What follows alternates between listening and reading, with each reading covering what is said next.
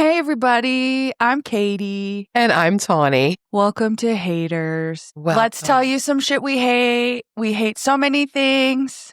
Honestly, I've been so worked up about the nonstop Taylor Swift. We could easily do another 2 hours. I know. Well, there's even more about her because Donald Trump used her song and she didn't get mad. And I'm like, girl, you love to be a victim. What is going on? Why aren't you out here saying anything? Because she's been saved by a mediocre white man, and now he was probably like, I'd really like it if you said nothing. And she was like, okay, show me your wood.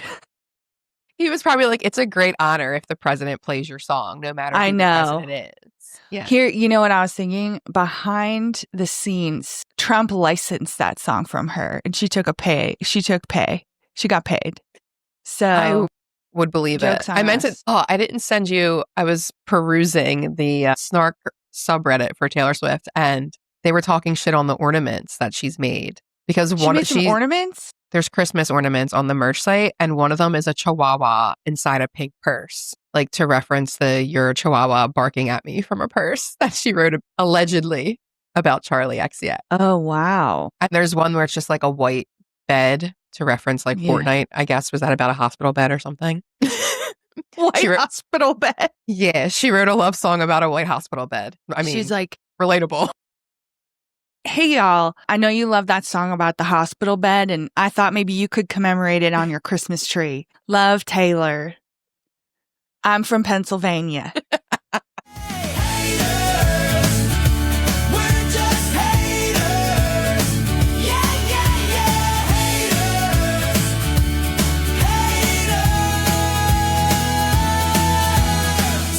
Today we're here to talk about Love is Blind, the show, this season, dating in general, right?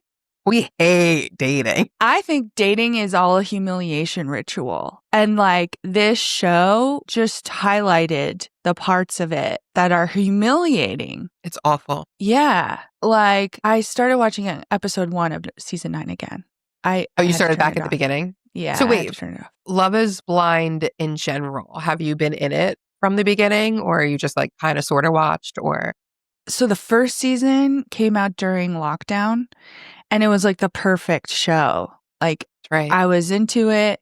My friend and I would shit on that girl who would change her voice. Do you remember? She put on this like little girl voice. She'd be like, "Oh, yeah." I don't even remember her name. I could find it. I want to call her Annie. I feel like everyone who's ever been annoying on that show has been named Annie, but maybe that's just what they are in my mind. Yeah. And remember the girl whose name was like Giannina something.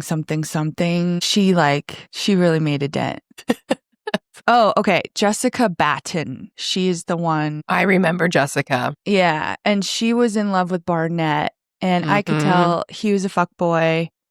And he only chose the girl he chose, who was, they're showing me the pictures of them, but not giving the names. Seem right. They are giving the names, but was her name Zanab? No, she was with Cole. Okay. I remember those two because Cole was like a low-key monster, but because he was really cute and had like these super blue eyes, people were like, no, he could never be mean. He has the bluest eyes. But that's Barnett, Cole Barnett. That's the same guy? Yeah. Why did I think Barnett was a tall, dark-haired man? He is. I'm sorry, let me share my screen with you. I have them all mixed up. But I remember Cole and Zaneb. I remember talking about them too. Do you say that? I do. Okay. Cole Barnett? Oh my God. I did not realize. Okay. Yes. Okay. Who is he with? Walked on eggshells with? He was with Zaneb. Really? I'm either totally confused because this doesn't look like who I was thinking of at all, or there's a Mandela effect. Well, there's so many seasons at this point. That's the problem too. And they do kind of only watched this one. They do kind of pick the same people. Yeah. Over and over and over again. Okay. But I was picturing. Let me just type in Barnett. But I remember Cole. Yeah, his name's Matthew Barnett. So there is another Barnett. Why does he get to be Barnett? Right. And I don't. Okay, her name is Atypical Amber. Oh yeah, this fucking bitch. Okay. She was like, I spent all my money on my breast implants. That's what I remember. And he was like, do you have a savings? And she was like, no. But I don't know. There was something like the way that Jessica and this Amber girl were like vying for him. It was like they could tell he was hot, you know?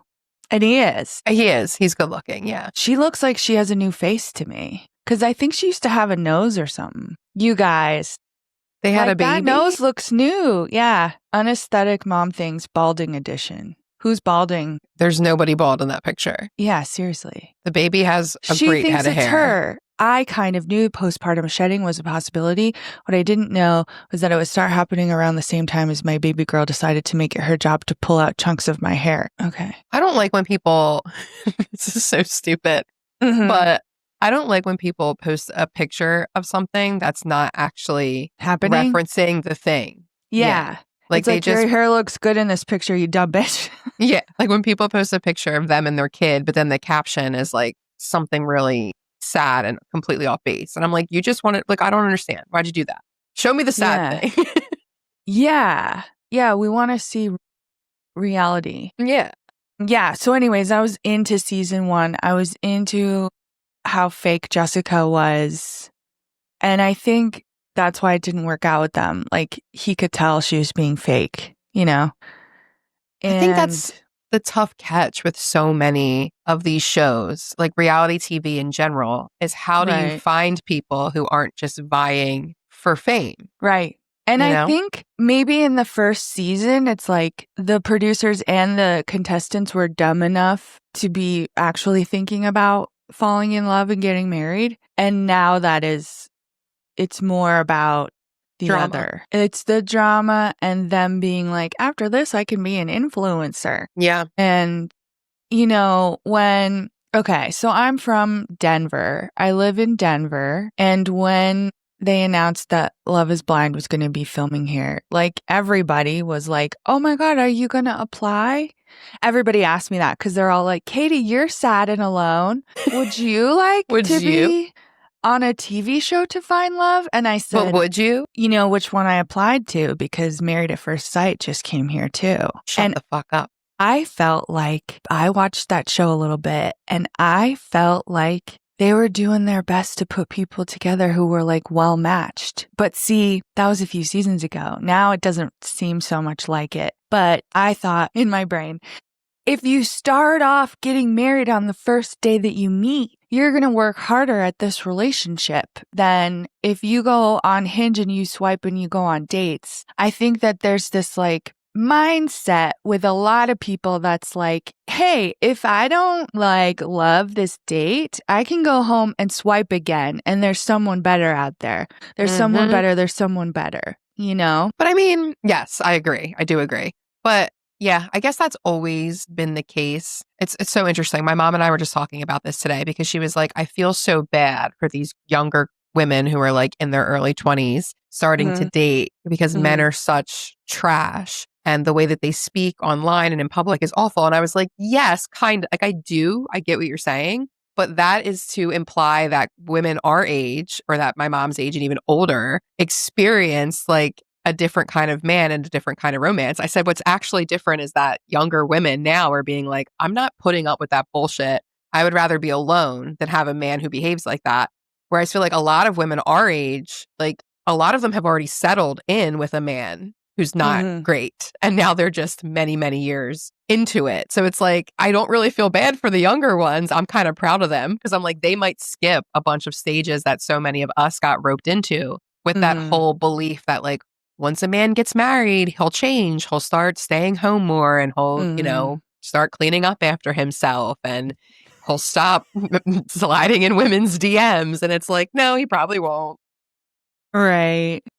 That's the thing. Like, to your point about the women now that are actively choosing not to be with men. Or like not like I don't have to get married. I could enjoy the pleasure of the company of men if I so feel, but it's not at the top of my to-do list. Like I love that because it's true. Like I watched my mom, take care of my dad, and I don't feel the need to do that to a man. So I'm happy for them in that way, but I still feel like and maybe it's because they're my age, but I have friends who do think it's the most important thing to get married, No, that's true. I definitely still know women and then I get so frustrated. I'm a hater of this too. Like the women who are outwardly like fuck men in a way that we are, but then actively like desperately searching for one. Yeah. I'm like, you can't actually exist in both spaces. I remember a time where I tried to, where I was like, who gives a fuck what men think? Because it was like the cool thing to think. But then I was going home like, oh my God, he didn't even look at me. Is he going to text me? I can't believe he didn't call.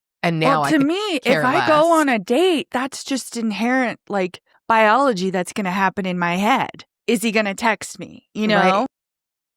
I was telling the little girl that I've nannied like her whole life, she's 15 now, and we were just talking about dating. And I was like, if there's one thing that I could change going back, it would definitely be how much time I spent worrying about them liking me. Like, did they think I was funny? Do they think I'm attractive? Do they think that I'm kind and I did anything amazing?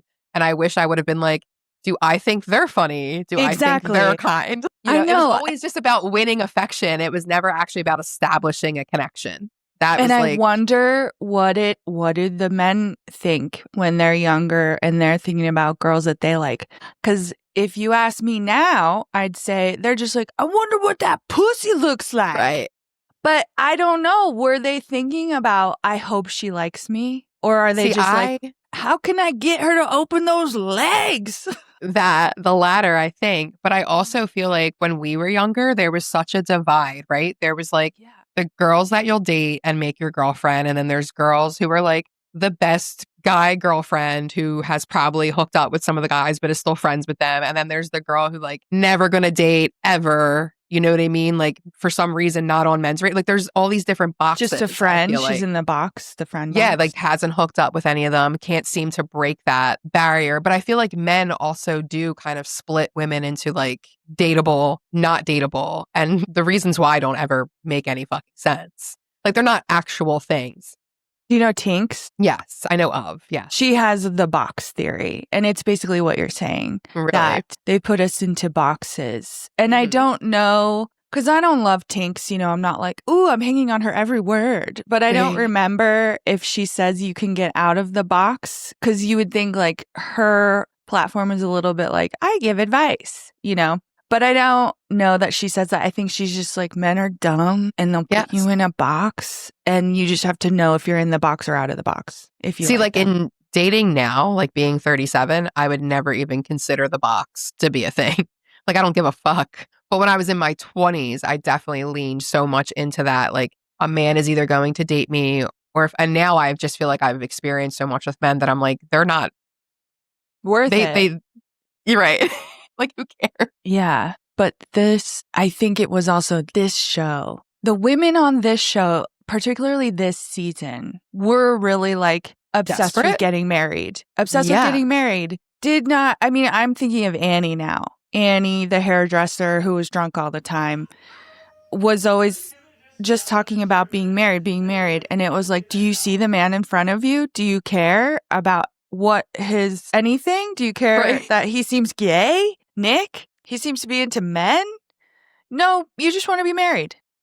The fact that he brought that up in the pods. So in case anybody like didn't watch, this one guy, Nick, in the pods while he's on a date, it was with Annie, right? Yeah. And he says that there was a time where his mom asked him if he was gay because that's the vibe that his family was getting, right? And it was like handled very gracefully or whatever. And it was like this hee hee ha ha thing. And I'm like, you had already said, you're like, well, Nick seems gay.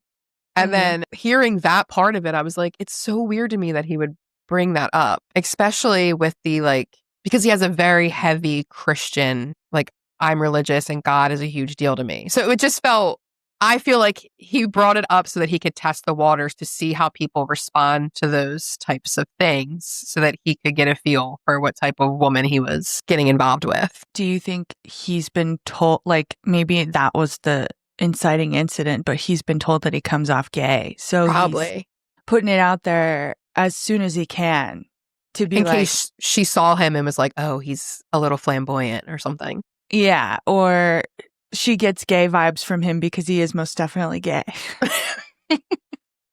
Because I think the religious part of him is the thing that makes him not want to be gay. Yeah, of course. Yeah, I think the only reason he's not out is that. And so I think it's very believable that he really is a gay in the closet and that we're not just picking up on like a vibe that isn't really there. It's like it's there. I didn't see anything coming from him that was what I see from straight guys who are obsessed with like having sex. You know what I mean? And I almost feel like he ended up choosing the woman that he was less interested in. And I'm so curious, like what drove, like he pretended it was the religious thing. So he was on a date with a different woman. And then he was like, or something. Yeah. He was like, are you interested in strengthening your relationship with the Lord? And she was like, no. And he lost his mind. What the fuck? He was like, how fucking dare you? I think he said, you're attacking me. I think he said something like that. Lost his shit. I just really hurt somebody, and it's not easy. They really came at me with daggers, and oh my god. Yeah.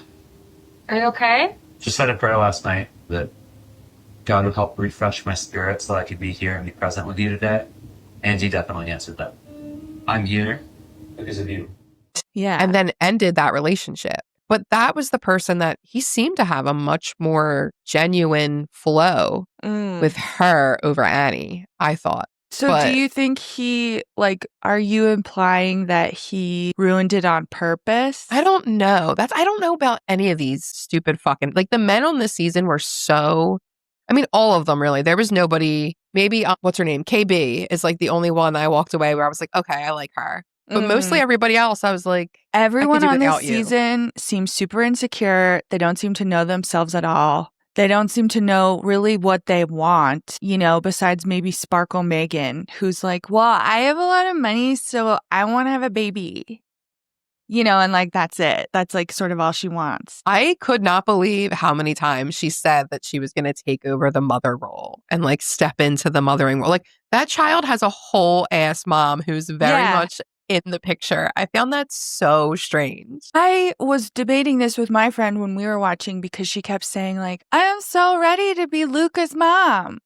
That's too much. And she was like, why does she keep calling herself the mom? Why isn't she like caveating with like stepmom or bonus mom? Something. Yeah. Yeah. And I said, well, maybe it's because before they leave the pods, which is what ended up happening, they have to get engaged. And so she's trying to really imagine what it's going to be like because she is going to be in that position immediately. That's true. And so I was thinking that, but I was also like, I don't know anyone who would be like calling themselves the mom. Stepping into the mothering role. Like, what are you talking about? And then I think maybe that's something that comes up when they're talking to the producers and the producers are like, you know, Jordan does have a young child. Do you think you'd be ready to be a mom? And then she's like, I really feel ready to be Luca's mom.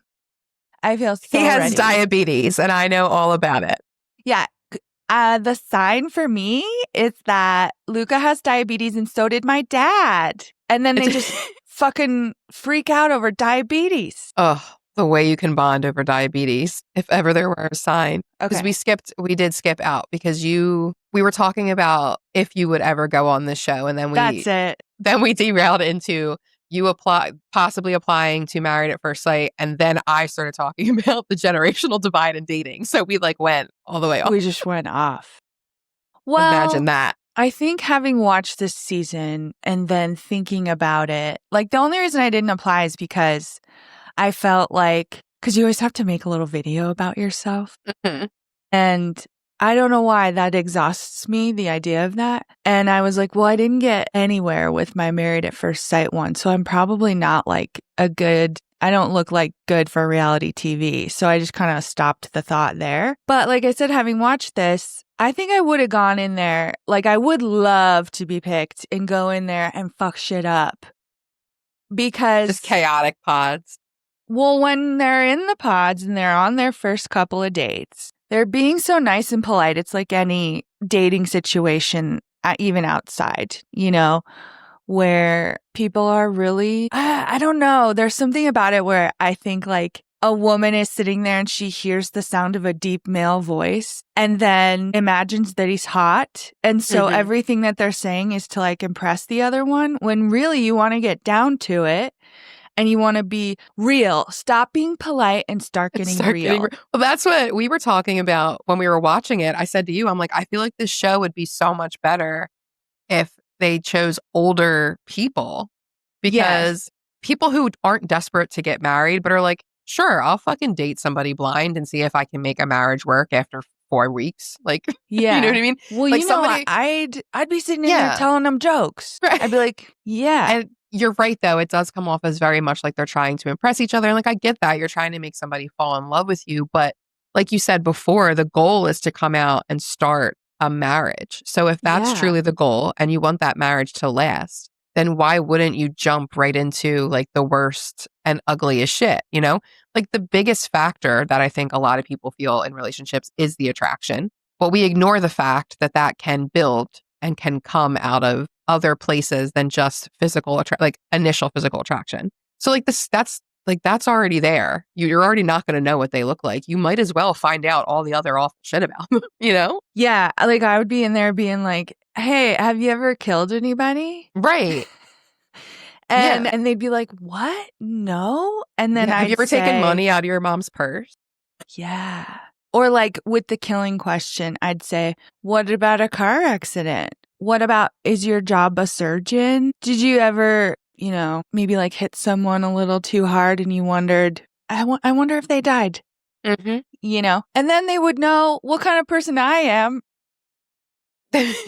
too, you know? So like if that was really off-putting, we would just be like, okay, goodbye. I just think, damn, I should have applied. But they spend so much time putting on the fake front just to get just to finally see each other and then already be engaged, because the only way you're going to meet is if you get engaged in the pods. Yep. And so then you're already like, we have a relationship and we've said, I love you. And now that I see you and I'm actually being myself, and so are you, because it's a little bit harder, I realize I hate everything about you, but I'm like in a relationship with you. And it's like, I don't know. It's like fucked up because now there's more than one thing keeping you there. I mean, one thing that gets debated a lot on social media and that I've seen is you get more money if you stay together longer and if you go to the altar. So they pay more. That makes sense. You're in more episodes. Is the motivation. Yeah, totally. So makes total sense. There's that pressure. Then there's the pressure of the other person saying, I love you. And you being like, well, I don't want to like, you know, just kind of make a snap decision where I'm like, you know what? I don't think this is going to work because I'm also on a show and I like owe it to all of us to like give it a shot. But the longer you stay together, obviously, the more painful the breakup is, you know? That's true. Case in point, Joe and Madison, you know? Fucking Joe. Listen, Joe is a type of guy, though, because this has happened many times on this show where the woman does not meet their physical expectations. And then this is what's so annoying to me, right? Because I grew up with men like Joe. And he brought it up on the reunion. He's like, it wasn't about physical attraction because all we did was fucking fight. Well, listen, here's the thing. Men will absolutely fuck you even if they're not fully attracted to you. So Joe was fucking her knowing full well he had no intention to marry her. No, he was not attracted to her. And I think it was like he was white knuckling. Yeah, my dick got hard. So what do you mean I'm not attracted to you? Like you were disgusted by her. We could see it on your face. Like you almost said it in the pool. And there's nothing wrong with Madison's body or her, you know what I mean? Like, men do this. And a couple men on this show have done it over the seasons where where was that? I don't know the one guy's name. He was a veterinarian. I think he ended up going on, oh my God, he went on House of Villains and I can't remember his name. But he was the one, he was in the pods and he's like, if we were at a concert, could I put you on my shoulders? Like asking questions like that. Trying to figure out, like women's weight and stuff. Is his name Shake? Yes. Yeah. And then the gorgeous woman that he ended up getting engaged to, I think he decided that she was not attractive for him. At one point, he had sex with her, I believe. But at one point, he said the attraction reminded him of how he feels about like an aunt. Okay. Like, what are you talking about, you weirdo? Yeah. And she was gorgeous and lovely. So it's just like everything just comes back to men sucking and ruining everything. Totally. Yeah. I'm looking at her right now, right? She's fine. That- She looks like she has huge fake tits. That's not the girl though Is it this girl? that he was with. That, yes. She looks okay. So Deep. are they both Indian? Yes. And I think that was like part of his issue too. But she was fantastic. She was so cool. And he was awful to her. That sucks. So wait, did he end up dating that blonde girl wanted so badly? Oh, is she from the show too? She looks like okay, she is. This is the People magazine article. Or maybe she looks like, maybe she wasn't from the show, but she looks very generically blonde, like the blonde women that go on this show. Shake introduces She looks like one of the Emily Jessicas. after Deep D split. Yeah, Deep D was great. Contestant. Oh, that's the contestant. Is debuting a new relationship on Instagram. The 33-year-old star posted a carousel of photos featuring his new girlfriend, Emily. She can even be seen kissing Shake on the cheek. Scandalous. So it doesn't say that she's also from the show, does it? No, I think she looks like another Jessica, actually. There was a difference. Well, she's got a Instagram face, that's for sure. That's what it is. Blonde hair and Instagram face, yeah. Yeah. And that's what he wanted. Exactly. Yeah. Exactly. And I think that's part of it too, is that the men who do agree to come on this show, they're expecting the women on the other side to look a certain way and be a certain size, because why would TV bring on somebody that they don't find attractive? Yeah. Why would reality TV do that? It would have to be model-esque women, because only model-esque women deserve to be in pods with these men. You know, like men truly feel that way. And usually they are choosing pretty hot people to be on reality TV. But there's something, it doesn't always line up with like the specific things that they're looking for, I guess. Like this season, the women were Sparkle Megan, who isn't anything real special to look at, but she is skinny. Then there's Casey. She's got an Instagram face, I'd say. Then there's Madison, who's beautiful, maybe a little curvy, right? And then there's Allie, who looks like she's had her body sculpted by a surgeon. Mm-hmm. And she's beautiful. Yes. Like she's like one of those flawless girls where even when she wakes up in the morning, she's completely put together. Yes, for sure. Oh, and KB, who's also beautiful. Very beautiful.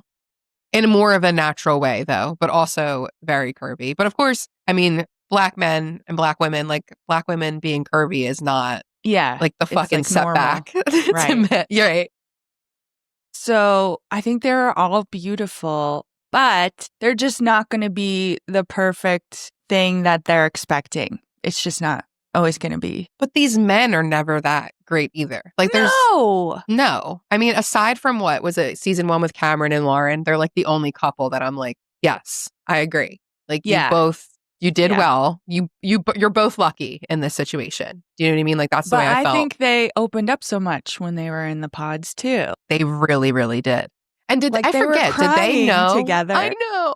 Yeah. And did they know that they would be in an interracial relationship? I don't think they knew. I don't know if they knew either. I can't remember. Because I think in the first season, at least, they were being more true to the idea that love is blind, and they weren't asking questions. Like, they actually thought that was a rule to not reveal anything about how you would look physically. And now they play way more loose with it. Yeah. Yeah. Well, and that's what happens when shows have been on TV and people can think about, well, I know what I would ask, so I could figure out if she's skinny enough for me. Mm-hmm. Yeah. If someone was like, could I pick you up and put you on my shoulders? I would just be like, no. Why would you do that? Yeah. And then I'd be like, I mean, I am only 100 pounds, but I would say no to that. Right. Yeah. That's when you tell them that you're actually like under 4 foot. Like, it's weird that you ask. I didn't want to mention that I'm actually really, really tiny. And I need help seeing at a lot of events. And reaching counters. Also that.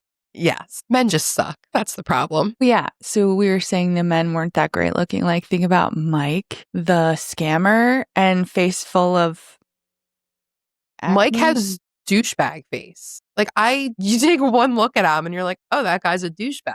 What is douchebag face? Mike. You can't be explained.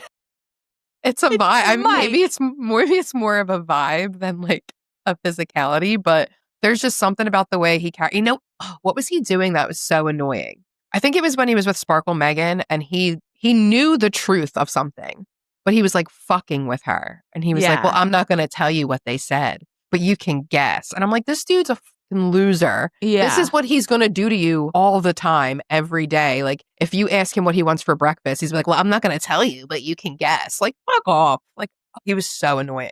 Oh, he wouldn't tell her how old he was, right? That too. Yup.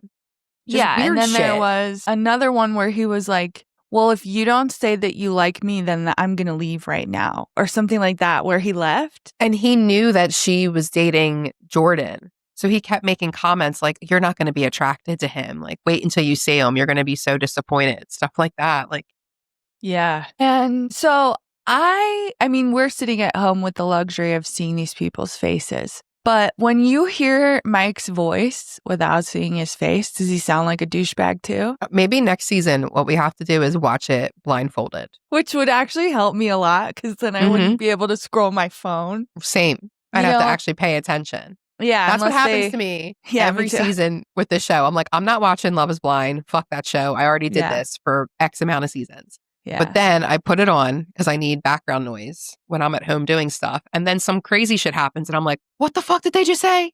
Rewind, pay attention. Rewind. And the next thing I know, I'm watching the entire season all the way through as soon as the episodes are released. Is that what happened with this season for you? Yeah, pretty much. What was the first thing that caught your eye that was crazy? You know what? I was deep in it. Well, no, that's not true. When I can't remember any of their friggin' names. Who was the Asian guy? Patrick and the blonde. When Casey, when they met, that reeled me in because I was like, yeah, that girl's Casey hates his guts. Yeah. I was like, she hates his guts. So then I was like, well, now I have to back up and see what was happening. And then also I stopped paying attention again. And I was pulled back in when Joe and Madison were fighting, when they're like on the honeymoons or whatever, the trips. Yeah, that pulled me in too.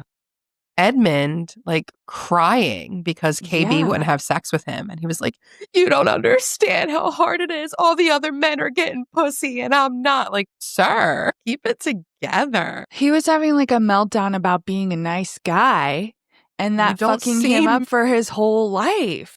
And you don't seem very nice right now. No. Like that's Edmund. Overall, Edmund's probably not as bad as he came across. I think there were a lot of things at play. And I think that he seems much sweeter and kinder than maybe the show portrayed him as. But that's also such a trope with men who think they're genuinely nice people. But then when you get them privately, they do shit like cry because you won't have sex with them, you know? That's not a nice thing to do. No, it's manipulative. It's so manipulative. And like he said that at the reunion, right? And he's like, well, I'm not trying to be manipulative. And it's like, well, that's kind of part of it, you know? So we don't always know that we're being manipulative. But when someone tells us like, I feel like you tricked me, then you have to be like, maybe I did. Was I trying to get her to do something that she didn't want to do? And did I use my emotions to try and sway her? Like, ding, ding, ding. Ding, ding, ding. Manipulation. How did you feel about Allie and Anton? So in the weddings, I thought they were going to get married. I did. I thought they were just going to suck it up. And get married. To be one of the couples that got married. Yeah. I thought that too. Because going through with all of the getting ready part seems crazy to do if you know you don't want to marry the person. But then when they're standing up there and Anton is saying his vows to Allie, she has no expression on her face at all. They neither make her happy nor sad. She's completely indifferent. Yeah, she's just like, but like they were so annoying getting together on the first episode that then we kind of forgot all about them. And then once they got together on the outside and we saw them interact a little bit more, it was like, I don't think they have anything in common. But then, I don't know. It seemed like there were enough reasons that they might get married. Like she just wants someone to support her and he just wants to be married. Yeah, I feel like there was some kind of like rooted in tradition aspects for both of them that made them, that's what made me think that they were just going to be like, well, fuck it. We already got engaged. We might as well just follow through with it because I don't feel like looking anymore. That's the vibe I got from them. If her friends weren't sitting around her talking about how he's just a truck driver and Which is crazy. Yeah. And that he's not wealthy. Saying just a truck driver is nuts. Anyway, like acting as if it's not like a noble job or a job that, you know, brings in money. It's just so weird. Plus, it sounds like he doesn't go on like long haul trips. No, like I wonder if like it's every day. It's just a day. Yeah, like I wonder if he owns his own truck. Do you know what I mean? And he has like a delivery contract. Yeah. Yeah, I mean but it did sound like he worked nights. So he's driving at night, right? Dating someone on night shift is tricky in itself. That's a lifestyle choice. She was on night shift too. So it was That's right. Kind of like they were perfect. But see, she didn't want to work. No. But she also didn't want to fully admit that she didn't want to work. She kept like teetering. Yeah. Yeah. She's like, it's not that I don't want to. It's just tradition. Right. And it would have probably been more beneficial for them if she had been more honest earlier on about stuff like that. Yeah, because I don't think she wanted to be like a homemaker either. I think she wanted him to work, and she also wanted to have like a maid and eventually a nanny, like things like that, which is her right and prerogative, but I don't My friend was saying she's a nurse, but like she had these really crazy long nails. And so she was like, what kind of nurse is she? And I was like thinking about, well, probably mental health. She's probably in mental health where all she does is get pills out, you know? I wish I could get some pills. Here's the thing. I've worked with nurses before, and some of them are dumb as rocks. Yes. It seems like it's actually quite an easy job to get. And if you're out there wondering what job to do, think about being a nurse. Well, that's what's crazy is that it's like, well, it does differ state to state, but you do have to remember a lot and learn a lot, but you don't have to be nice. That's for sure. I grew up with lots of women who became nurses. And it's they like weren't nice. Yeah, it's like the bully to nurse pipeline is like a thing in Northeast Philly. Oh, it is here too, because the nurses and the gossip, like I was like, nurses, number one, are gossipers. Number two, they do nurse stuff, you know? And I feel like when you work in an environment like that, it's easier to have less boundaries because you're experiencing such crazy shit and there's not really boundaries with patients, you know? Right. So it's easy. Like you could be standing next to a complete stranger that you're working with for the first time and you both get covered in a stranger's shit. Or vomit or blood, you know? So it kind of takes the edge off where there's an intimacy. So gross. But I know, the bully to nurse pipeline. And then here, they're often married to the cops. Really? Nurse and cops couples are a big thing here in Philly. I feel like that was the matchup on Nurse Jackie. Did you watch Nurse Jackie? I didn't. I think she was married to a cop, and that was ironic because she was a drug addict and she would steal drugs from work. I don't remember, though. That could put you in a pickle. Yeah, and well, you don't have to testify against your spouse, though. Fair enough. So, what else did you hate about Love is Blind? Here's something that I thought was weird. Because I saw Jordan on his Instagram trying to explain his fight in the closet with Megan, where she was like, you come home from work and you don't talk to me. Mm-hmm. And I thought we were going to be like going out and doing things. And he's like, I'm just tired. I have like a really demanding job. And he said in this little Instagram video, he was working 50 hours a week on top of filming a reality show. At the time, I was working for this massive equipment leasing company, and I was head of the maintenance department. I had like 1,000 pieces of equipment that I was responsible for in my department, like 5 supervisors, 2 admin, 2 parts people, 35 technicians, and around 8 fuelers. So at the end of the day, there was a lot of moving pieces. Every day was an absolute challenge. Things are always breaking and there's always deadlines to meet. So I was always having to run through plan A, B, C, D, E, F, etc. My work schedule was minimum. Just being on site was 50 hours a week, so 10 hours every single day. So on top of my full-time job, I also had this very demanding film schedule I committed to and I signed up for, so no hard feeling. And I was like, the amount of clips that we saw after they got back from their honeymoon seemed to be that they filmed like 3 days, if you ask me. There was the chicken smoothie day, and then the day that they went and made hats at Kimosabi and pretended they were... We didn't see them go meet Luca. No, we couldn't do that, but they made the hats that they didn't bend at all. You're very upset about that.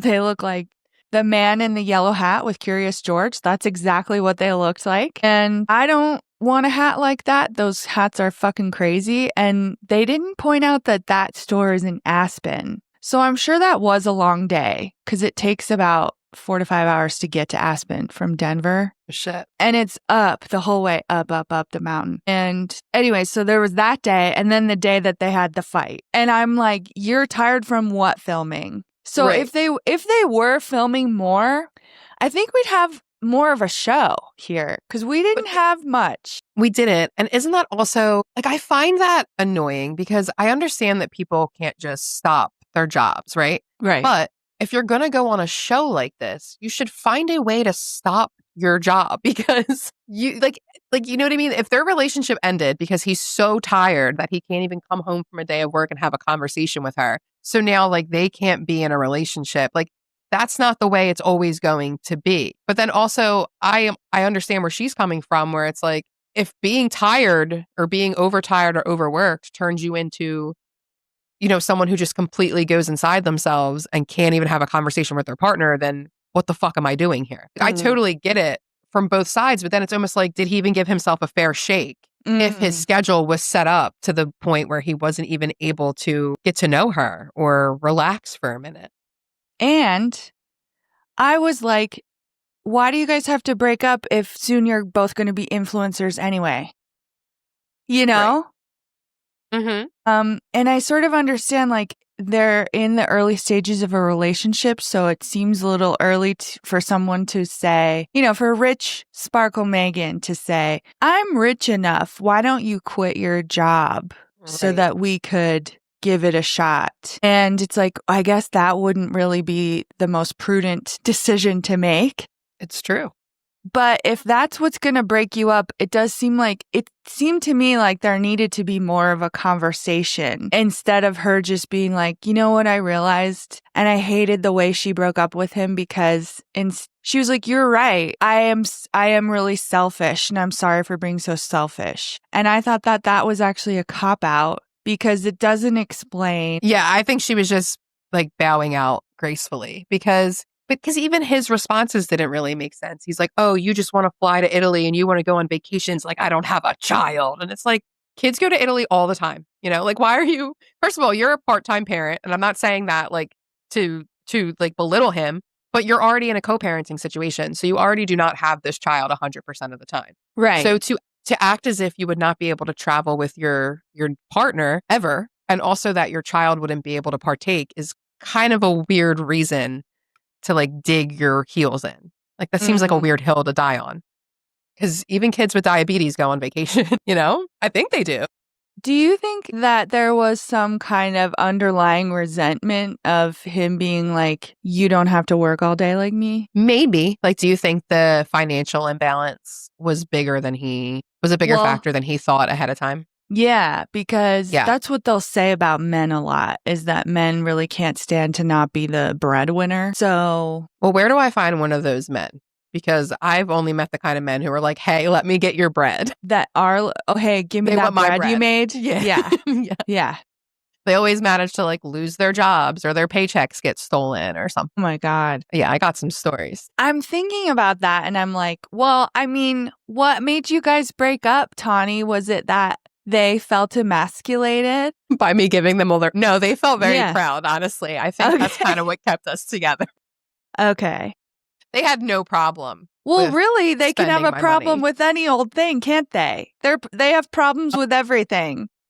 They had problems. Just, not with me giving over my money. Yeah, but men in general. One of my awful boyfriends. So I was like 23, 24, and we were going to Virginia to see like my paternal family that I hadn't seen them since I was a little kid. But one of my uncles was getting married and I had a boyfriend. So I was like, me and my boyfriend are going to go on this trip and we're going to go to this wedding. You know, this whole like romantic idea in my head. Yeah. And my boyfriend at the time, he was like very excited that we were going, and he offered to pay for like the whole thing. He's like, don't even worry about it. He's like, I'm going to pay for gas. I'm going to take care of like our food because I had paid for our hotel. He's like, don't even worry about it. And the night before we were set to leave for Virginia, his cousin, who I've never heard of, was in his room and stole his entire paycheck that he just happened to have there in cash. And he had $0 to go to Virginia. If you're wondering if I still took him, you bet your ass I did. And if you're wondering if I paid for everything, I sure fucking did. And, hard lessons learned. But yeah, like, that's men. But no, and it's not. I was 23, but it's also just funny Yeah. to me, when I'm like, when I think about the idea of men being like so masculine that they could never, I just think about some men that I've known and I'm like, I know what you mean. And then Megan went on to get into a relationship like how soon after? Because she has a whole baby. Immediately. Yeah. Did you pick up on, I picked up on this maybe because of some stuff on social media. And when she's first talking to Jordan and he tells her he has a vasectomy and she says, well, I don't really want to be on birth control because it's really bad for you. And I was like, oh, she's Maha. She's Make America Healthy Again. I mean, she has a wellness company. Yeah, right? Which I don't think has gotten off the ground at all, but it's coming together, isn't it? I'm sure she doesn't get vaccines either. It's just a website that says, I'm Megan and I'm healthy. That's pretty much. Well, because I think the only thing she can actually do right now is get like brand deals as an influencer. And what she wants to do is start a medically driven health club, but that's going to be really hard because she doesn't have any kind of medical background. Like, I don't know where she thinks she's going to start, It sounds like a really great way to flush money down the toilet, if you ask me. But anyways, she seems real Maha. So I'm thinking she got into a relationship with this guy and, she's financially secure, right? So she doesn't care if she gets pregnant with him and then doesn't marry him or whatever because she's not depending on his money. But I just felt like she's totally that person that's like, oh, yeah, we're just together and we're just, seeing what happens if I get pregnant. That would be fine. I don't really care. And I'm like, and how long did you know each other? And do you know if he's a monster like Jason Hoppy? Is he going to hold your child hostage at some point when you don't do what he wants you to do? That's something to think about, Sparkle Megan. I don't think she thinks about everything. I don't think they think about that. That's the other crazy part about people on this show is that when they start like crying and breaking down, when they're wondering if they're going to stay together and they're like, we've been through so much. And I'm like, you've known each other for 3 weeks. Just fucking so crazy going from trying on wedding dresses and then you breaking up with me. You're okay with the idea of me being with somebody else? It's not a thought you would like to think about. Well, that's what you have to think about if you're ending this, because it's like, for me, the thought of thinking about you with somebody else a year from now, like, makes me feel sick. I just hope you know I feel really heartbroken. You haven't been through anything. And no, I know it's the delusion that helps make a good show, but I also feel like it's the delusion that makes me roll my fucking eyes. Because I'm like we said, these women are so desperate to get married that I don't even know it would matter who's in front of them. No. Like, except for that one bitch, Anna, who she left. Remember? Patrick was like, the Asian lady. Yeah, I'm mad at her. Because I know. Patrick was going to choose her and then she just bailed. She didn't tell him anything. She leaves the entire experiment. But then when they sit down together after the fact, she gaslights him and she's like, well, you went on to propose to somebody else. Well, yeah, because that was the show. Like, what was he supposed to do? Leave the show because you left and then come find you? Like, yeah, being mad at him for continuing the experiment and doing what he went there to do is so fucking weird, especially when it didn't work. Like, if him and Casey were still engaged, or it was actually they were forcing it or making it work, or they even liked each other, then I'd be like, maybe Anna has a little bit of a point, because I can see why her feelings would be hurt that the other connection was so strong and he was feeding her the same stuff. But that wasn't the case at all. Like, Casey hated Patrick. She wanted nothing to do with him. Well, I could see where Anna was coming from. It seemed like the way that she had that conversation with him, though, was almost like she was still holding on to him inside her head until she heard that he got engaged, which makes me wonder, why did you leave without saying anything? Right. Why tell were you... him, like, I don't want to be on this show anymore, but I really like you. Because she didn't. I don't think she did like him, because that's what she would have done. I think when they sat back down, it was just an easy way for her to twist it back around. Yeah. So that she didn't have to take accountability for leaving the fucking show. Well, because I think on why'd you do that? In a normal reality TV show situation, you get that person to at least talk about on camera why they're leaving. Exactly. You know? So that's what makes me think she like escaped in the middle of the night, you know? That's the way it felt. Because there's no sit down, there's no confessional, there's no like text on the screen, nothing. Yeah. She's just gone. And there was a guy who left too. And I did wonder, I'm like, did they leave thinking that they were like soulmates and they were going to go try it in the real world? But we didn't get any follow up on that either, I don't think. Well, and if they had talked about that, it would have been filmed because they couldn't talk to each other unless they were in the pods. So unless the camera guy was like, oops, I forgot to hit record. They were like, damn That's what they did. That's what they did on the Real Housewives of Salt Lake City this week. So no way. They didn't actually say we forgot, but something happened in the first class part of the plane. And first class was the cast of Salt Lake City and production. Mm-hmm. And shit went down where apparently Meredith Marks was like shaking Brittany Bateman's chair and yelling at her and harassing her for hours and hours and hours. And there's zero footage, zero audio, no proof of what happened. But like 4 of the women have one story and 2 of them have a completely different story. And it's just crazy. Like how is the whole cast and production on the front of this plane? And we got nothing. Like, are you guys making a show or not? I'm confused. I bet all the production people took a Xanax and fell asleep because this seems like a perfect example of a time where they would include the production people on camera to tell the story too. Because they keep breaking like a franchise like that.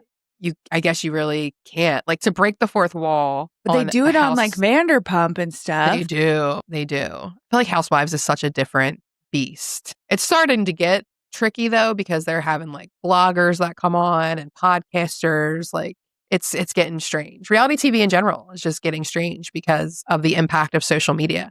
You know, there's so many pros, but there's also a lot of, it's not fun. Like The Challenge. I used to love The Challenge on MTV. Mm-hmm. That was one of my top, I was an MTV girl way before I was a Bravo girl. Well, I think that's the pipeline is MTV to Bravo. To Bravo. But I haven't really watched in years because everyone that comes on now is just trying to be social media famous. And it's like, it's not as fun. Because back when it started, it was organic and there was no social media. And these people didn't realize that the crazy shit they were doing on TV was still going to be there in 30 years. And that people would still enjoy it as much as they did. I mean, I've been watching The Challenge. Well, I don't really watch anymore. But I was like 13, 14 when I started watching these shows. It's crazy. Me too. Yeah. Did you know that I used to be the production assistant for the Challenge reunion? No, I knew about Made. And I went out, I went out partying with CT once. Shut up. You know, obviously I had a crush on him because that's the exact kind of guy that I would have a crush on. Yeah, he's pretty universal too, but like that's my type. A big loser. I liked him. No, he's very charming, I'm sure. Yeah, that's the thing. He's very charming. But I was like, wow, your life seems crazy. Yep. I think I sent you that meme where it's like, adult friendships are so wild because you could be a couple years in and then they're like, oh, by the way, I used to be married once. That's how I felt listening to your your Demi Lovato episode with Nathan. Oh my God, I know. When you were like, oh, and then I went to a meeting with Demi Lovato. I was like, what the I know. And then like stuff like this. Like, did you know I worked on the Challenge reunion? Yeah. No. Yeah. There's so many little things that you pop out with. And I'm like, what? But see, both of these instances are places where I learned not to be a fangirl. Speaking of things we hate. Yeah. But also, I had such a little job. Like, it didn't matter at all. And I wasn't going to be friends with those people, you know? And even if I was friends with them, like if me and CT forged a relationship. Can you imagine? No. And all we would be doing is like drinking and doing cocaine, you know? That sounds fun though. I know. But I was just like, I can't keep up with this lifestyle. I like that your lore is like, oh, I, worked for MTV and I almost got sucked into a cocaine-riddled life with CT. And mine's like, I once dated a guy who was on house arrest and I didn't even know it for a whole month. You didn't know it? Was he always like, want to come over and watch a movie? I thought I told you this. No, so my crazy ex-boyfriend, like the one who was like MAGA, the whole bit, he was on house arrest when we first met. I had no idea. The first night we met at the bar. We met online. We met on Bumble. Oh, yeah. Okay.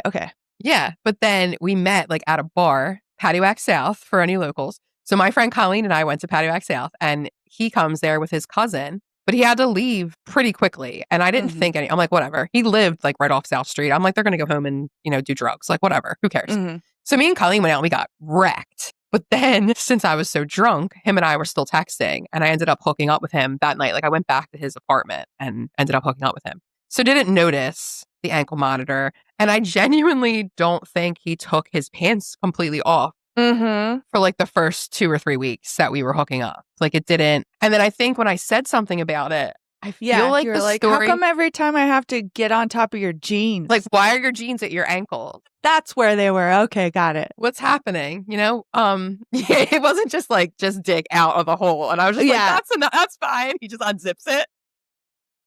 Good. And I'm like, that's enough. That's enough. I don't need to see your legs. I don't need to see anything else. Yeah. I think the story was like a motorcycle accident. He had a scar that he was embarrassed of. I figured this out because something and I have like a detective's mind. I'm a Cancer. I'll find anything out. And something just didn't feel right. It probably wasn't even a whole 3 weeks. It was probably, I don't even know. I can't remember. Everything's so blurred at this point. But I ended up looking him up and I found the criminal record. And when I saw what punishment had been imposed, I was like, oh, he's on house arrest. And that's why he left the first night that we met at the bar, because he had to be home by 9:30. What was But his it was crime? a weekend. I still to this day don't know the whole truth, but he had went into someone's home allegedly with a gun, but he had been in and out of some addiction. So I guess it was during the addiction. It was the worst relationship of my entire life. I've had to completely become a new person since then. But the fact that he was on house arrest and I didn't know is like iconic. Yeah. Yeah. And I Googled it. That's how I figured it out. And then when I figured it out, I didn't even say anything to him. I like just waited for him to tell me, which he did. Like the next day we were texting and he was like, by the way, I think I should tell you that I have a curfew. And were you like, I know? I was like, yeah, I figured it out. I have your criminal record right here in front of me. Like I know how to look up Philadelphia docket sheets. Easy peasy. I do it for everybody. I don't know what kind of person I would be if I would say, I know, or I would be like, oh, really? You're so good at that because you'd be like, tell me more. You'd like ask good questions. Do you where think? I was like, where I'm like, no shit, you dumb bitch. I already figured it out. Yeah. But you're good at probing. I think we need to have more fucking with men. I agree. You know? Yeah. We've talked recently, like how I said, I sometimes think about going back on the apps. I don't know if it's like boredom because I don't know that I'm looking for a relationship. But sometimes I'm like, it'd be fine to like hang out with a man, maybe. But then every time I do end up going on them, it's like a miserable experience. And that's what happens is that I find myself just like fucking with people because me too. Yeah, I'm like, now I'm just talking shit to men online because I'm so just can't believe that they're the way they are. They have like no idea how they come across because so often they're just like, good morning, and they have nothing to say. And then they're like, how are you? Yeah, or send me a pic. How was your day? Send me a pic. And I like to make a joke about like, that's all you men want, isn't it? You know? And then it becomes... They definitely don't get humor. No, they do don't. Not get They cannot text humor at all. Like, not even a little bit. And it sucks because it's so boring. Yeah. It's like... And pretty much everything I say is sarcastic. Me too. Yeah. I'm looking for the joke every time. And when they can't find it... Fun. Right. And then it pisses me off because me too. One of the things that men have loved to say about women since the beginning of time is that we're not funny. And like, that's just simply not fucking, like men are not funny. Like men are not funny. They're mean. Like they think that insulting people is comedy. And it's way more nuanced than that. And I have giggled tons of men right out of their pants. So I'm really sick of the narrative that women are not funny. It's really strange. But I mean, just I guess I just need to be reminded constantly that it's so easy to make women shitty in the media. Like the way that we're treating Blake Lively is like just because we as a people hate women, you know? And I forget that. The real tragedy there too is that movie is terrible. And not enough people are talking. Like, I didn't even see it, but what I did see was the final scene or whatever when she gives birth to the baby and he's holding the baby and she's like, "You're an abuser. You can't be around our daughter. What if she was like dumb?" Like this, it was so unrealistic. Like That's the child, what I thought. I was as watching the child that. of a survivor, as someone who's been in a romantic relationship with, like, this would never fucking happen. If you think for 1 second that my mom would try to explain to my dad how damaging his behavior is while he is holding my tiny brand new brother, like, you're out of your, like, that's not the way this happens. And you also don't get, like, if this abuser is not going to be like, "Oh, you're right. I do feel affected and changed now that you mention it could happen to my daughter." And even if he did feel that way, that's so problematic in itself, because why did he have to have a fucking baby to understand that you can't hit women? Like, I don't get it. This movie was bullshit. And that is not the focus because of all this nonsense. Do you think that scene would never happen because the woman would be like, "Well, I'm not going to have this conversation while my baby is here," because that 100%. feels unsafe, right? It's very unsafe, especially a brand new baby. And That's fun what fact I thought. that a lot of people don't know, especially if you're like, possession, even when it comes to children, is 9/10 of the law. Okay, It's so just how close you are.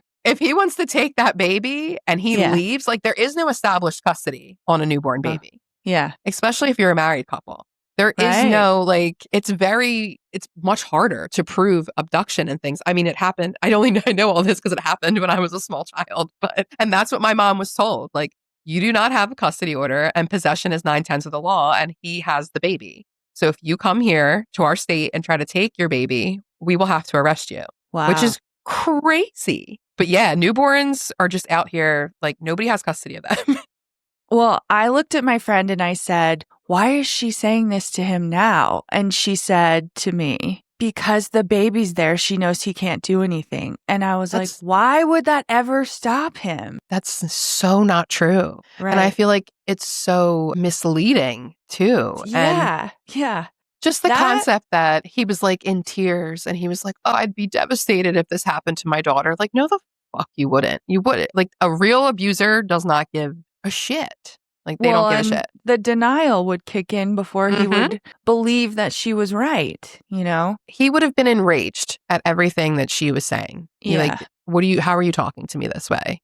I never did those things. If I did do those things, they're your fault. You know, if I did do those things, it's your fault. Yeah, if I did it, you deserved it.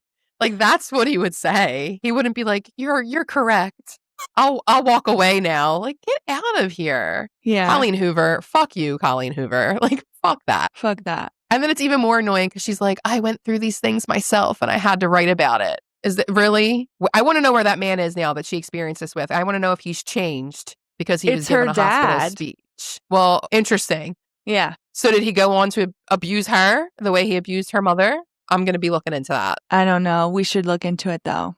Because I highly doubt. Yeah.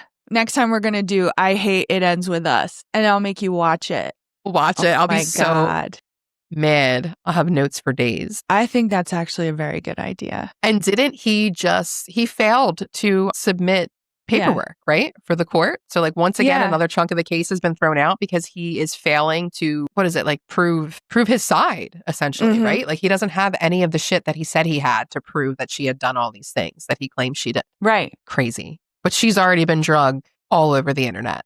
And Without a Crystal Ball keeps turning that story of him not having, like, evidence into, like, can you believe what a bitch Blake Lively is? It's so nuts. Well, now there's a scene that's come out where supposedly she improvised a kiss. Yeah. I watched the video and I'm so confused because, like, the kiss makes sense in the scene. So yeah, and it's not a make out. It's just kind of like, it's like a see your spouse at work and give them a peck in passing kiss. Like, it's, yeah. And then there's another scene where she's wearing her, like, stupid boots and she's telling everyone what makes them sexy. And I was like, I mean, you can't convince me that I want to hang out with this woman. She seems annoying and she thinks she's hilarious, which is also puzzling. I mean, that's the whole friend group and the whole girl squad of girls who are so unique that there's no one else like them. But then, yes, somehow they're also so much alike and relatable to every other woman in the whole world. I'm like, I don't know how you can be both, but it's the whole girl squad and they're all cringe. But I don't think. Oh, it's so cringe. Yeah. But I don't think that she's like a monster. Yeah. I don't. I think if she complained about Justin Baldoni, he's probably a piece of shit, you know? He's probably a piece of shit. Yeah. I mean, that's just where I get, and I know people are probably so tired of hearing it, but it's like statistically, the men are pieces of shit. Yeah. I'm just wondering at what point we're going to have, here, one of these stories are going to come out and it's not going to be twisted around. Right. Do you know what I mean? Like, even one day, if it comes out that like Taylor and Travis didn't make it because Travis was a piece of shit, I fucking believe it. All the shit that I've talked on Taylor, it will take you zero convincing. I will need zero stories to be like, yeah, Travis probably is a piece of shit. And she probably snapped out of it and was like, no more. Yeah. And I'd be like, good for her. Agree. But now that we've gotten like 10 steps away from what we're here to talk about, I was going to tell you some tea about Casey. Okay. So Casey, who got engaged to Patrick and then failed to break up with him by saying she loved him. She climbed him like a tree. Yeah, and loved him. And this whole time she was breaking up with him. They were sexting in the pods. Okay. And I'll kiss you from your neck all the way down. And then I'll probably put my mouth all over you. And then I don't know how long I can do that for before I'm just gonna want to sit on you. What else? And then I am gonna go crazy on you, I think. Okay. They were. We've gone through so many seasons. They were having like phone sex. Yeah, they were having pod sex. Blind pod sex. Ooh, he kept touching his dick too. Did you notice that? While she was talking, she was like, and he would be like, whoa, whoa. Crazy on you. I'm going to go crazy on you. And then he'd go, whoa, whoa. And he'd touch his dick. And he would just go like this because it was so tiny. So she's a hair and makeup artist. And obviously all these people live here in Denver. And I was just getting my hair cut and my hairstylist was like, oh, I worked with her for a while. And I said, she seems so insecure and like sad. And she was like, yeah, she is really insecure. And that's the tea. Well, thank you. I know. She was like, well, I knew her and I knew her. She would talk about that guy that she kept dating on and off and he would break up with her. And she said you could tell he would come back for the sex and she wouldn't realize that because she has such low self-esteem, or maybe she did realize it, but was just like, this is what I deserve. And it sounds so sad. It's just sad to me. I lived it. It's very sad. I was there. Well, so I mean, did you hear the house arrest story? I did the same shit. I'm always bitching about my exes because they didn't care. They didn't give two shits about me either. And when I realized that, I was like, I have been in this for a while and I can't believe I'm just realizing this. And that's part of my damage now is like, well, I don't have a good judge of when someone even likes me. You can't trust yourself. I can't trust myself at all. Yeah, exactly. Like, it's bad enough that you can't trust other people. But now, like, I don't believe, I mean, we know this just from my anxiety spiral this week. Like, I can't even trust my own brain. So, yeah, to go out there and pick a man? Absolutely not. Absolutely not. Absolutely not. I do not, like, if I was job interviewing myself to say, could you be the dater of one Katie Mordhorst? I would be like, you failed. I can't hire you. Anyways, do you think like they cast this show knowing that these people were all a mess? Or like, okay, because thinking from like the first episode, I don't know if you remember when Nick and Vanessa walk into the quarters of the men and the women and they say, why did you decide to sign up for this show? And Madison. And for Madison, it's because she's going to go blind. Yeah. Maybe. And she had this perfect like statement, like, this is going to simulate what my life is going to be like. Blind. And I'm like, okay, well, a producer told you to say it like that because you've never said a sentence that sounded intelligent before in your life. Sorry. But also, they picked these fucking insecure people who don't know anything about themselves. And I guess they must have known, right? So you're wondering, like, do you think the show is set up for the reality aspect of it? Or they just want it to be like hot mess entertainment? Or if we think there's actually some legwork going into like pairing up these people? I don't think what you would. I don't think so either, because that's what you would think too, right? Like, say you're only picking, like, say there's 10 people that are going into the pods, and you are trying to match people genuinely, then you would have to pick 10 people who would potentially vibe with any of the other 10 people or the other 5, whatever. You know what I'm saying? I don't know. What an interesting show. Well, that's why I signed up for Married at First Sight, because I thought it really seemed like they did some matchmaking. I feel like they do. It. Dr. Pepper is in there. Yeah, Dr. Pepper and that preacher. Yeah, I forget. But I remember Dr. Pepper. But on this show, like, I see the gripes on social media about how they're not picking people who really want to get married. And I'm like, they're picking people who want weddings. Yeah. Yeah. Well, that's the thing. I wonder, though, you could have the most stable, like, put together person, and maybe they would be really boring, you know? And so I don't know what their pool was like. Right. I will say it makes me mad when they blame it on Denver, you know? Well, yeah, that seems unfair. It's also like Sparkle Megan didn't live here. She lived in LA. Why do they do it like that? Like, why do they present it as if everybody... she said, she was like, I'm like planning on moving back here. Okay. So I'm staying with a friend. So I think she was living in LA and she's lived here in Denver before. And someone said, oh, did you know Love is Blind is going there? And she was like, perfect. But I think that's why she and Jordan had that fight, because I think for those 2 weeks while he was working, she had literally nothing to do. Nothing to do. Yeah. She was probably just like shopping and bopping around. Yeah. So when he came home, she was really like, I haven't done anything. Or she was like riled up and she's like, I need some interaction. Mm-hmm. I've been here binging TV all day by myself. And he's like, I actually need to binge because I need complete quiet because I've been dealing with people all day. I mean, yeah, that would make total sense. And but then, that would mean that they won't work as a couple in general. Kind of. But if she actually lived here, she would have things to do. That's true.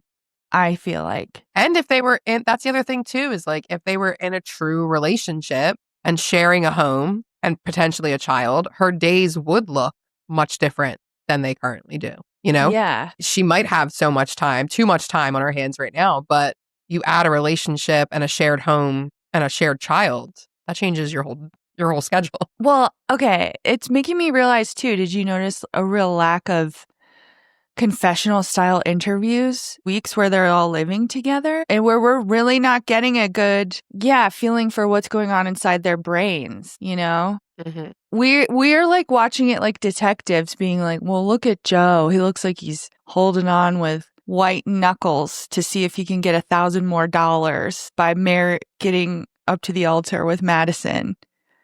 And but he can't. Like, Joe had a full-on panic attack at the tuxedos. Just like he was like Carrie Bradshaw getting ripped out of her wedding dress.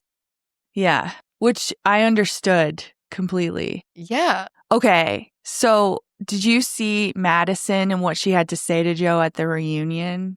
She had like a fucking speech. I found the reunion so boring. Me too. I felt very confused why we were watching basketball be played for like 10 minutes. I didn't know what was going on. Jordan saying that he had ADHD and couldn't sit still like 5 times. Like he was just over there shuffling and they're like, you okay, Jordan? I have ADHD. I'm like, why do we keep doing this? Like, why can't we cut this out? Can we cut this out of the show? Yeah. Like, and even everyone seemed uncomfortable. Like everyone seemed uncomfortable and kind of unsure of what they wanted to say, except for that one girl that I didn't even remember was on the show. Yeah. She like Kate she held the whole reunion and I was like, I forgot all about you. Right. And that guy Blake came back too. Do they usually show clips at the reunion so they can react? I feel like it's been a little different every Every time. time depending on how the season goes. Because one reunion they did live and Vanessa was wasted, right? So that season, I don't know if I watched. There was one season that I did manage to skip completely. I never got sucked in. And it was the one where they did the live reunion where everybody was like melting down because it was supposed to start at 9 and like didn't start until like a day later. Yeah, I didn't watch that one. Okay. But I didn't know that Vanessa was drunk. I think that's hilarious. Yeah, I'm like going to look for clips. Because she's like, this show sucks. Stop making me do that. But at the reunion, I did want to say, we're talking about how they played basketball. Mm-hmm. Because there was this thing that they kept saying, which was that Casey never spoke to Patrick again, but she kept the ring that he gave her. Mm-hmm. And then on podcasts after the show, everyone's going on and talking about what the deal is with the rings. Because they try to say that the men paid for the rings, but it sounds like, according to Casey, her ring was a lab-grown diamond and the resale value is not high. And so I implore you, why did you need to keep it? Right. Right? I don't think it matters if the men buy them or not. I think it's weird. I think it seems weird. Like, why do you want to keep I think it's weird too. the engagement ring from an engagement that you did not want? Like, it's not like she was desperately in love with Patrick and he cheated on her. Like, you did not want anything to do with him. So you wanting to keep this ring just feels weird about your character overall. And people were like already getting the ick from her because of the way Yeah. she behaved. So then keeping the ring is just like, you look like a weirdo. You look like a manipulative weirdo. Yeah. Like, are you just weirdly obsessed with jewelry? Or did you want him to be mad? She probably wants to be able to wear it when she wants people to think she's engaged. That's seems what I was like just the type. thinking. Yeah. Or like down the road, even though it's like she's been on TV and we all know the story, down the road to make some guy realize how desirable she is. She can be like, I was engaged once. See? Absolutely. Right. She also seems like the type that would end up with a guy like my past type, and then she would just give him a ring and be like, you should propose to me. I already have a ring. Totally. I bet she is keeping it for that She's reason. saving it in case she finds the right man. So she can be like, here, I already have a ring. I already have a ring. You don't even have to do anything. Do you like me? Okay. Well, so anyways, they decided that Casey and Patrick should like play horse or something.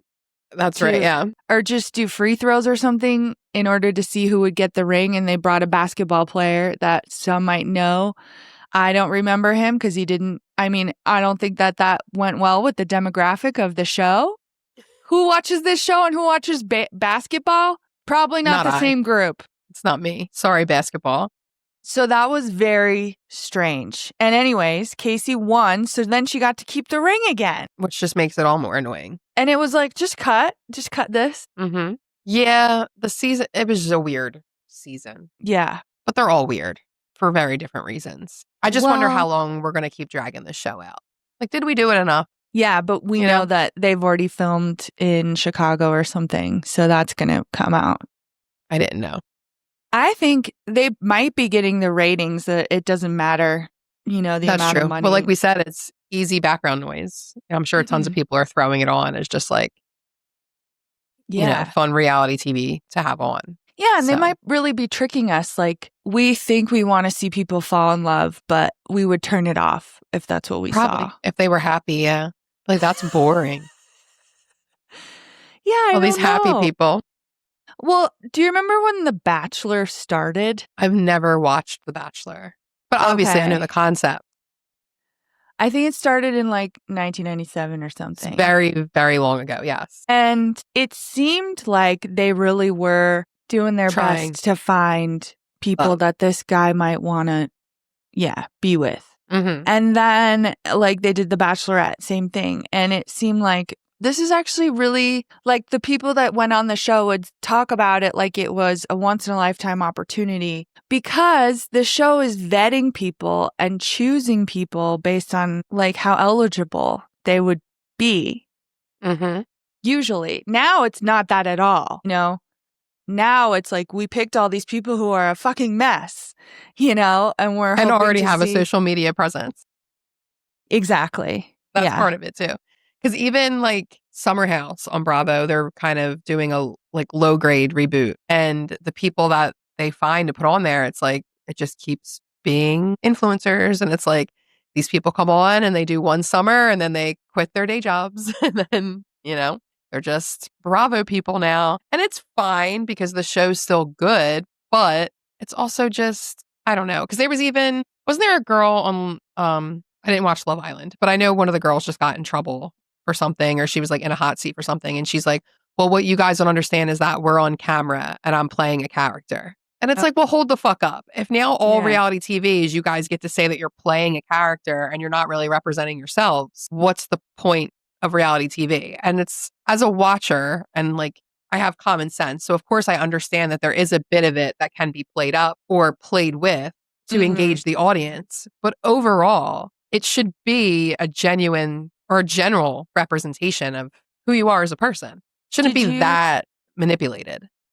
Did you ever see... By you. Right. By you. By you. What the producers... Yeah. Yeah. What the producers do is different. Did you ever see that show Unreal that was on Lifetime, and it was like a scripted drama about... I saw some of it, but I didn't stick with it. But yes, it's like the shit crazy. Yes. Because... they're evil. Yeah, and the people on shows like The Bachelor, who ostensibly are regular people, they're not, I don't know that they're choosing people who already make money as an influencer for that show. Well, they also have to put their jobs up on the screen, so you got to have a bunch of regular seeming ones. Yeah, but they're so easily manipulated by the producers, at least in that dramatized show, that it seems like, yeah, you're not fucking playing a character, because when the cameras are coming down, they're telling you something that's going to make you mad. That's going to make you do something in the next scene, So I could never be on reality TV. I could never do it. Yeah. I'd be terrible. I don't know what. I'm down to see you go on Married at First Sight, though. I'm very interested in that. I guess, I tried to get on streaming and watch the Denver season because people were talking about it. So I know it's already aired. But you can't stream that show. Like, it's like they don't hold on to all the seasons. They're like, no, now we're airing this season, so fuck off. That's annoying because I like to go back. Maybe if I work harder, I could find it. Yeah, I'll have to work harder. Working harder sounds terrible. I mean, it's not really work. I'm like calling it work, Googling? Yeah, Googling. Doing some hard Googling. Yeah. I asked my hairdresser, though, what did you think of Annie and her fucking fucked up hair? And she was like, I don't know, And I said, was she wearing a wig? And she was like, she most likely had extensions. And I said, yeah, she had like a lot of hair. And we just talked about how bad she looked. And she didn't know her. I thought maybe she'd say, oh, yeah, everybody hates her. Yeah. We can pretend she said that. Oh, yeah. Well, my hairdresser said everybody in Denver hates Annie. Yeah. Hates all of Denver. All of Denver, especially the hairdressing community, hate her. Mm-hmm. So that would make sense. You know what I should do for journalism? Look her up and get a haircut with her. There you go. Maybe I could get an updo. Ask her to put in your extension. Oh my God. Let us know if you would like me to do that because I'm bored. I'll do it. I would like it. Okay. I might do it. A lot of people have been asking. Yes. Yes. Who else do you want to bitch about? I don't know. On Love is Blind? What the fuck is wrong with Edmund? A lot of things. Do you think, because this was my question, because when you get on a reality TV show, they do a psych evaluation on you to make sure that you're not going to be a liability. But I've been told that the psych evaluation is really easy to pass. That makes sense. I don't know what the based questions off reality are. TV that I've watched. Yeah. I mean, Bravo alone. But if you were to ask me if like the one person I think that maybe shouldn't have passed is like Edmund, because it seems like he might like have some kind of trauma. Like he seems very traumatized. I wouldn't be surprised if he became like violent, I don't even know that Edmund is aware of like what's going on inside of him or how he feels. Like And that's what I think he meant by saying, like, I didn't know that I was manipulating her. Like, I think the emotions he was experiencing, like when he was crying in the hotel room about her not having sex with him, and all, like, I think those things were genuine for him. I don't think that he was bringing them up to fight with her. I think he was genuinely experiencing those emotions, but that's where like the unhinged factor is, because it's like, it's fine for you to be emotional, but to be this old and verbalizing them this way and melting the fuck down every time something doesn't go your way. In front of someone that you don't know that well. That don't know maybe that well. You should be more embarrassed to be acting like this. Right. Like he seemed very comfortable with the idea of KB being like a mother figure yes, to him.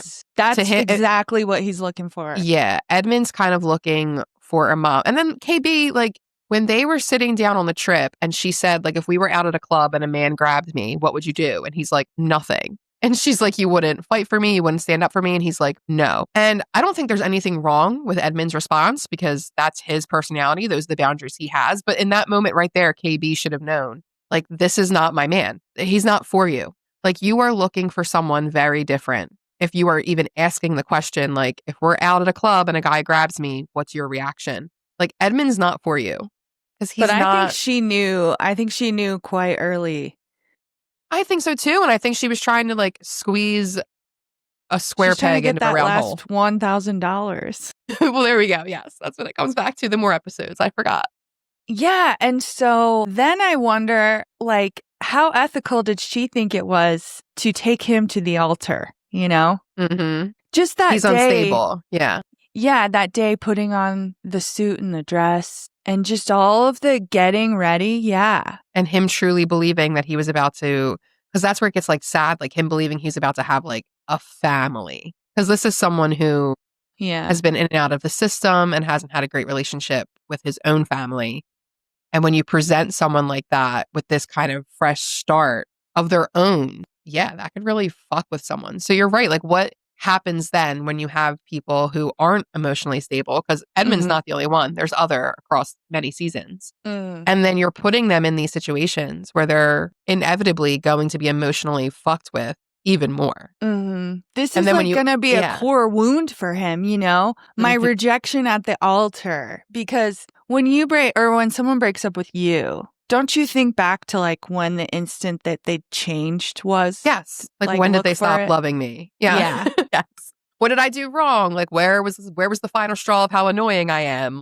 Yeah. What joke went too far? Yeah, I think that's only natural. Yeah, and these relationships just move so fast because they have to get engaged in the pods. I don't know that we really need them. Like as an audience, I don't know that I need that to happen. But they are trying to like raise the stakes. Yeah, I guess that's like the shock value of it, because once you see the person for the first time, you're already engaged. But it's so silly because like, who cares? You can easily just be like, never mind. I don't want to be engaged to you anymore. Well, I know tell it's like Casey easier, that. Right. I know it's easier said than done, but yeah, it is kind of silly. Whereas like Married at First Sight, you're married. You're married. It's a little different. But I guess that's how Love is Blind had to up the shock value, is that they're like, well, now we're going to date blind and then be engaged, then be forced together for a couple days in a hotel room. I mean, it is crazy. It is very crazy. Yeah. If you did it, when do you think you'd have sex? Immediately. Really? I don't know.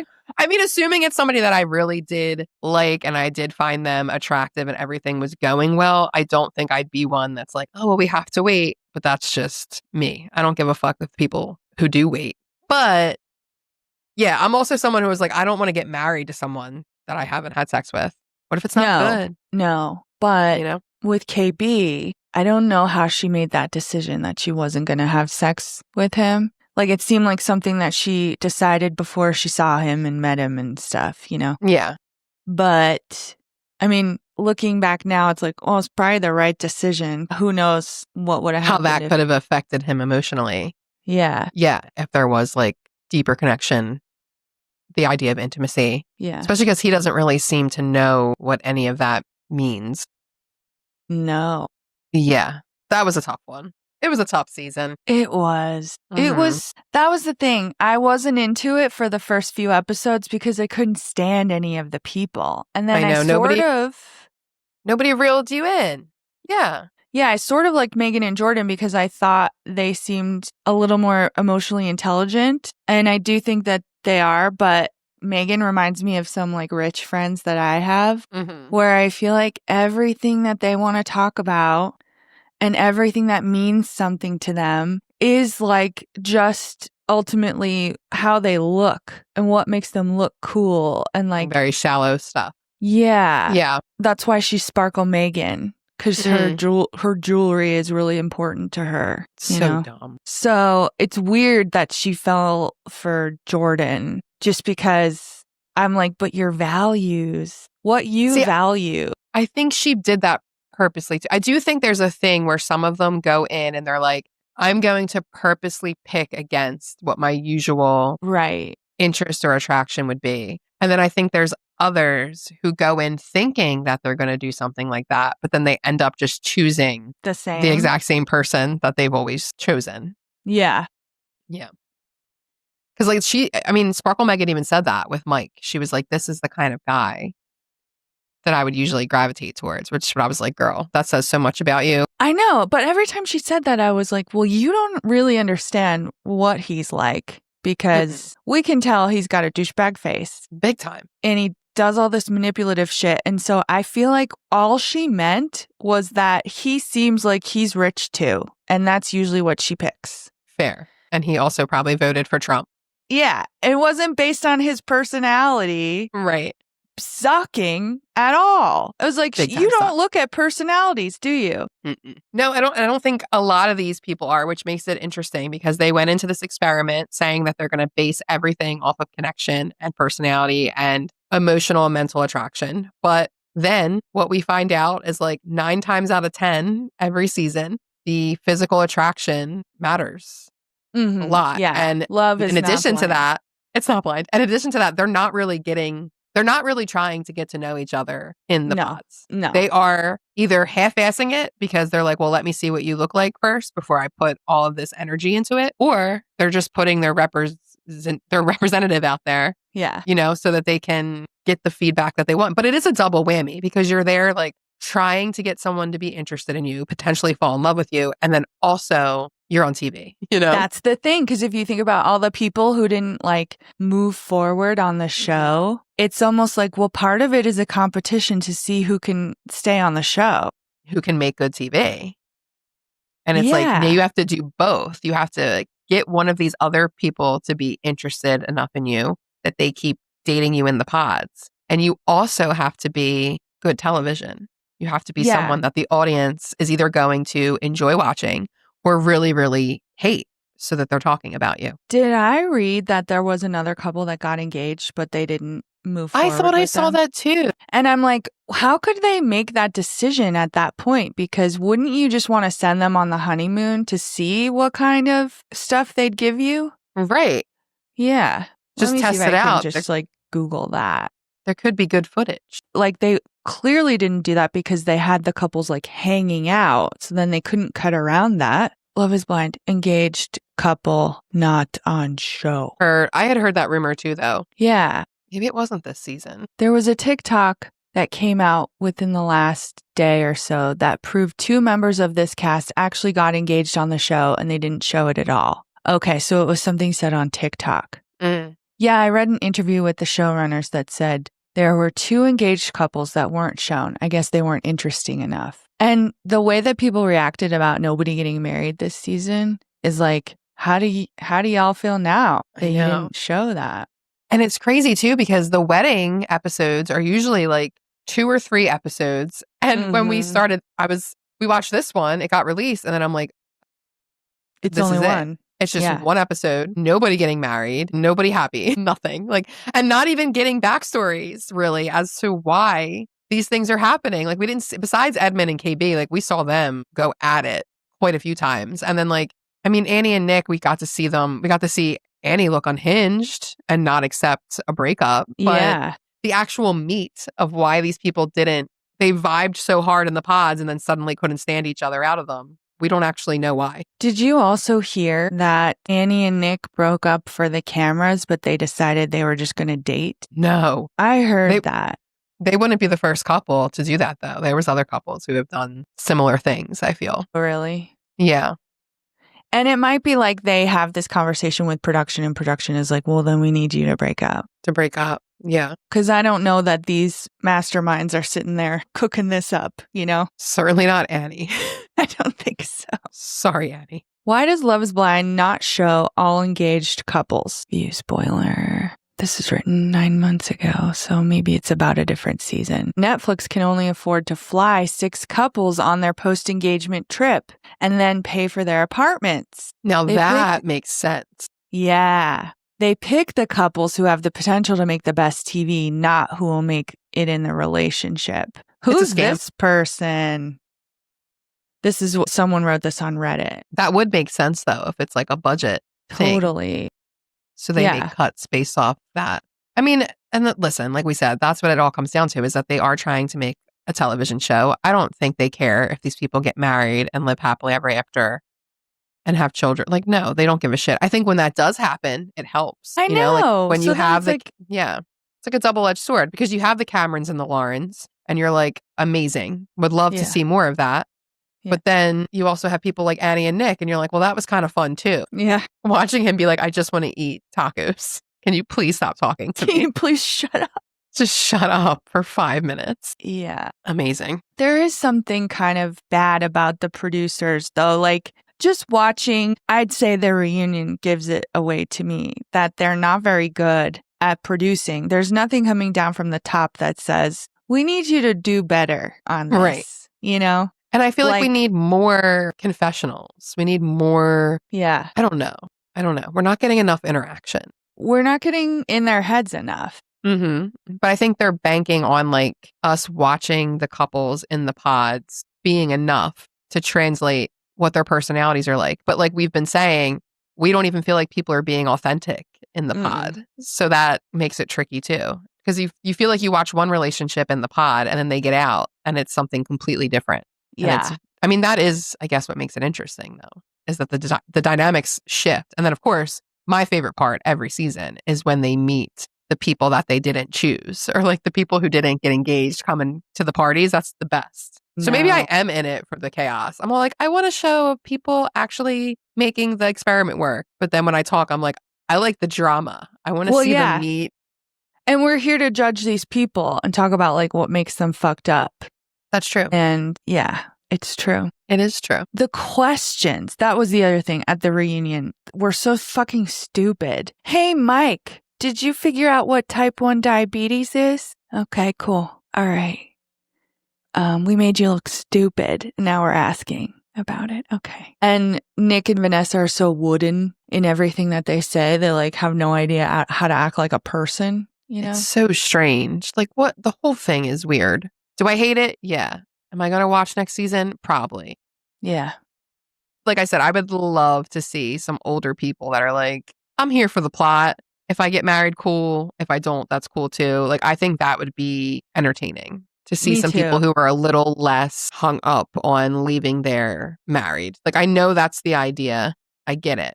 But I do think that you could get to that path different ways. I don't think you have to 100% throw yourself all the way in and be like, we're completely dedicated to each other. And this is, I think people could play it differently. Well, that's a little bit what Jordan was like, because he tried. Like, yeah. He was like, I have a couple small tattoos and wasn't like honest. Like it seemed like he was trying to throw people off and he was being himself. But then those are the things that I feel like it's weird to throw people off about. That's true. What I mean? That too. Because it's like tattoos she's gonna are kind see you and tattoos are kind of a big deal. Yeah, they are. Especially when you're covered in them. Yeah, everywhere. Like I don't give a shit, but there are people who a couple tattoos is fine, but then if they see you and you have both arms or full sleeves, that might be a different situation for them, But fucking Sparkle Megan. I think just having to introduce yourself as Sparkle Megan is a problem in itself.